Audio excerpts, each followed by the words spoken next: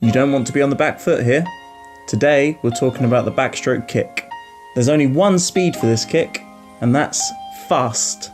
This is because at any other speed, your lower body will start to snake. Snaking is where the body performs an S shape through the water. In backstroke, this happens because when using your arms, your shoulders will roll, which in turn will cause your legs to roll. But if you're not kicking fast enough, this will transcribe into a snaking motion. To determine whether you are performing a fast enough kick, you will need to count your kicks per arm pull. You will need to do a 6-beat kick, 6 kicks per arm pull, or so many kicks per arm pull that you can't actually count them. The backstroke kick is very similar to the front crawl kick with only one key difference. This is that you'll be kicking up as opposed to kicking down. With fear of repeating myself too much, we will just go through a brief overview. Whilst kicking, the legs will be long and relaxed. The kick will power through the whole leg, starting from the hips and finishing at the toes. This will cause the toes to bubble the water, with them slightly protruding out of the water.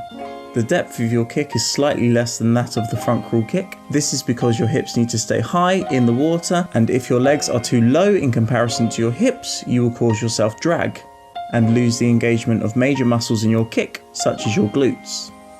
Body position also comes into frame with the backstroke kick, because you will need to adopt a high hip position so that your body is streamlined through the water, and so that your legs are lifted higher in the water, therefore to not have to waste energy kicking your legs up constantly. Finally, your feet need to be close together and alternating so that your propulsion will run up the center of your body and be constant. Let's go through some of the common faults made whilst performing the backstroke kick. Cycling your legs. This is when you are bending your knees as you kick. Kicking in this motion will cause two things to happen. Firstly, it will mean that your hips and your upper body will drop due to your legs kicking higher out of the water. Secondly, it will mean that you won't have any sort of propulsion whatsoever due to your legs spending too much time kicking out of the water, thus in turn wasting a lot of energy. To help correct this, grab a kickboard. Hold one end with fingers on top, thumbs underneath. Then extend your arms so that your board is over your knees. The goal here is to perform the backstroke kick without hitting the board with your knees, but still to bubble the water with your feet. This drill gives you a point of reference to where your legs need to be in the water and how high your knees need to come when kicking. Once you are kicking more without hitting the board than you are with hitting the board, go back to kicking without the board. Try to keep your knees within the water and make sure that, again, your toes are bubbling. As soon as you feel, or if you are teaching as soon as you see, you are raising your knees out of the water again, go back to the drill, get your point of reference, then take the board away again.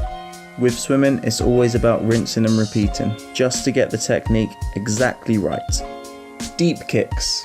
This is when you are kicking too low in the water, so it looks more like you are walking backwards than actually swimming backwards. This is usually more common in males because they have a higher muscle to fat ratio, so they are more likely to sink. Kicking like this causes immense drag while swimming. It's like charging into high winds with an open umbrella, a near impossible task. It can also be caused by lazy legs that actually don't have the power to come up high enough in the water. There are two ways to fix this. First, start by trying to look further backwards in the water to encourage the hips to come higher. Also kick faster and try and consciously raise your bottom. Secondly, you can put a pull buoy in between your or your pupils' legs. This will provide extra buoyancy for the person. Make sure that you or the pupil is still able to kick with the pull buoy in their legs. Also, ensure that you are not too reliant on the pull buoy, otherwise when it comes to taking it out, you will just be back at square one. So alternate very occasionally with the board in and with the board out. Hips sinking. The good old breakfast bowl shape. Another example of extreme drag here. This is when the swimmer's hips sink, but they will try to compensate this by kicking faster with their legs, so that the legs end up high out of the water, and also their head will be high out of the water because they are trying to breathe, but the hips are nowhere in sight. To correct this, grab a pull buoy and get the swimmer to place it on their hips, Then tell them that they need to keep the pool boy out of the water. This will encourage them to push the board up high with their bottom and their hips. Once they are used to this, get them to perform the same but with their hands on their hips and trying to keep their hands on top of the water without moving them.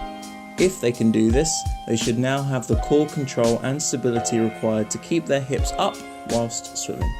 So as you can see, the backstroke kick is near identical to the front crawl kick, and you can take the drills used from the front crawl kick and just adapt them for the backstroke kick. But remember, the main points for your backstroke kick are that you need to kick as fast as possible to avoid snaking, and you have to keep your legs high in the water. I hope that you have enjoyed today's video. Click on the previous video to catch up on front crawl if you have yet to see that. And don't forget to click the subscribe button to keep up to date with the latest videos. Have an amazing day, and I will see you in the next one.